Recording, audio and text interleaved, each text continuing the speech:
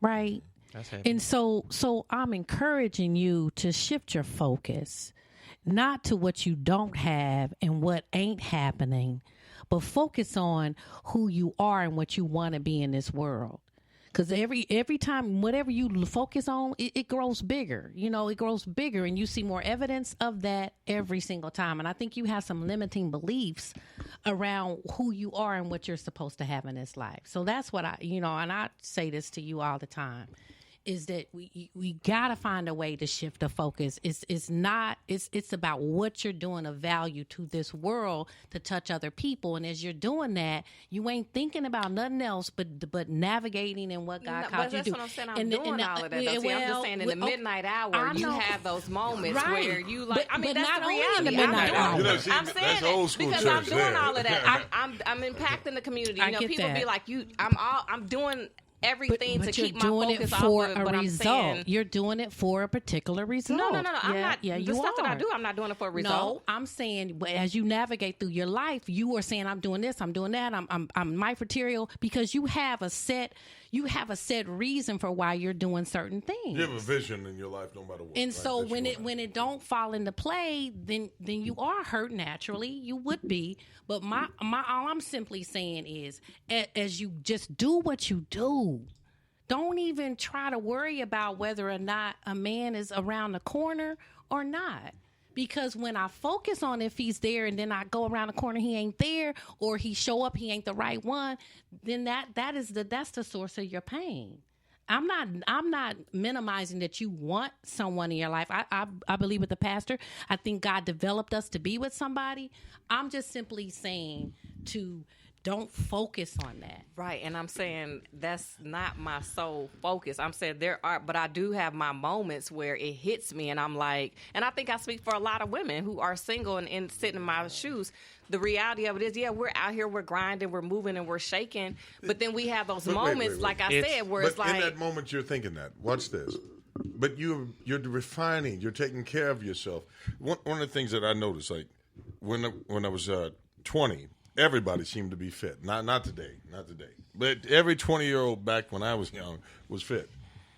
Then when I got to be 30, maybe 10% brothers was fit.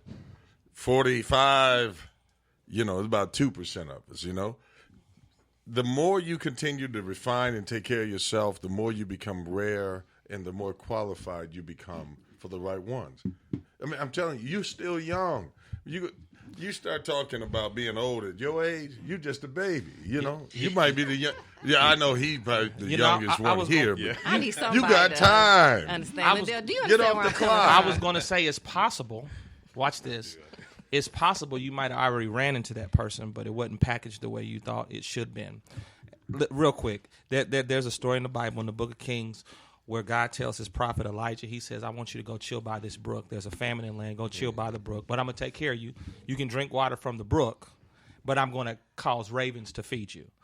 Now, there's two type of provisions there. There's a natural provision because everybody got water from a brook. I don't need faith to get water from a brook. Everybody gets water from a brook. But then there's an uncommon provision. You're going to have to trust that I'm going to send a raven to bring you food. Now, ravens was a vile, despicable, dirty bird. And so, Lord, you're telling me that you're going to send something that's not packaged the way it should be packaged to feed me. A lot of times we pass on God's provisions because they're not packaged. We're looking for 6'2", chiseled chest, Idris Elba. But God might send you 5'9", muffin top. But guess what? Muffin top, no. But what I'm saying is, hear me what I'm saying. Hear the point I'm saying. Muffin top might be that person that takes care of the kids. Muffin top may be that person that will text you back when you text them. And muffin top, it may be that person that will say, you know what? I know I'm out of shape. Let's go to the gym together. And let's work it out together. But a lot of times we stay in a place because we're looking for a certain style of package and certain style of provision. And when it passes up, man. That's Bible. I'm gonna give you Bible. When Miriam is sitting there and her baby brother is going down in the basket, he's still Moses and he's still a redeemer. It's just gonna take time before he can ever be that. And that's why when the mother said, just go on the shoreline and make sure he gets to his destination. Sometimes you got to watch brothers from a distance, and it takes time for them to become your redeemer. You can't just jump in there because you think you identify qualities. You got to take time. Doesn't matter if it's 40 or 45. Whenever the right one comes, he's got to come complete. You can't just take something in a bad package or you open it too soon. No, The I think he immaturity was saying will mess that. you up. That's not what he was saying. No, I know what Okay. he's saying is that it might come in some package you wouldn't be attracted to, but it's the package. God doesn't, I don't believe he's just going to give you just anything because all the qualities are there. Watch this. Next time Because you go, it's next not just time, on the, he will give you exactly what you need, but he also will give you what you desire. Let me help you. Next time you go to Walmart or you go to Aldi's or go to the grocery store, I want you to walk down the cereal aisle. And this is what you're going to find on the lower. Go to the cereal aisle, and what you're going to find on the lower level shelves, Captain Crunch Berries, Fruity Pebbles, Ain't Lucky nothing Charms. healthy in Watch none of this. them. Watch this. The packages look good, but they full of sugars, and some of them even have games on the inside of them. But on the higher shelves, you got Total, Raisin even Bran, Total ain't corn. good. Watch this, cornflakes. They don't Yeah. look like nothing. They not the fun. They don't have the games, but the contents of the package are better. The point, but why do they do that? Oatmeal. Why do they do that? Is old, but They do oatmeal that. is healthier than all of them. They do that. They You put can them. They wait. put them at kids' eye level. I get what Yeah. you're saying. So the point that I'm making is I understand. sometimes we pass on what God has sent us because it's just not The package- packaged No, like what- what we're familiar No, with. and I totally get that. And I think as women, as we get older, we start to realize, and that's what we talked about last week in terms of some things that preferences versus deal breakers. We may have preferred when we was younger somebody who was 6'2", but as we get older, we understand that man who's 5'9" is. But I'm saying, I get what you're saying. Like, Did that make sense? it does make sense. There's some things that I preferred in terms of a package when I was younger that now I'm like, okay, it can bother me, and that's okay. ingredients So I look get it. like. There was Lindell, a- does there was- anything you want to chime in? There and was say? a coach at Laney High School in North Carolina who saw this 6'2" sophomore and said he's underdeveloped. He lacks skills. Let's cut him. 6 championships later, Michael Jordan. That's what Kinda I think. like My wife Moses said from the that when she said, basket "You got to be able when to they see became beyond where elite. they are." Yeah, I agree. Lindell, you want to jump in and say anything? Oh, Muffin Top, man. He going to meet you in that midnight hour. When it's He'll come over for you. No, but that would be your hopefully that would be your helpmate, your husband, your fiance. I think it comes down to reciprocity. Reciprocity is so major. If what you're pouring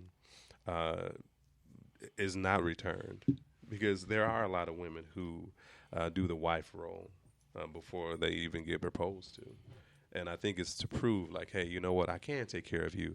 I can be this for you. While that man is just standing there going, you and 10 others are doing the same thing. That's good. All Why y'all buy it if are you don't do it? applying for the same job. That's good. That is good. Doc. All y'all applying for the same job. But what you have to do is, with that level of respect that you have for self, is, as Tia was saying, you basically have to say, okay, you know what? This can go either way.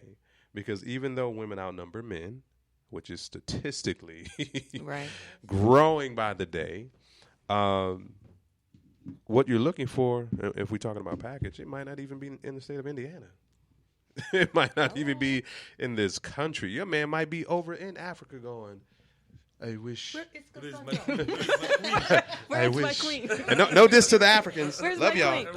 But Love you know what I'm Where's my saying? queen? You know what I'm saying? Because we have all this faith in the world. We have, the mustard seed and many mustard seeds.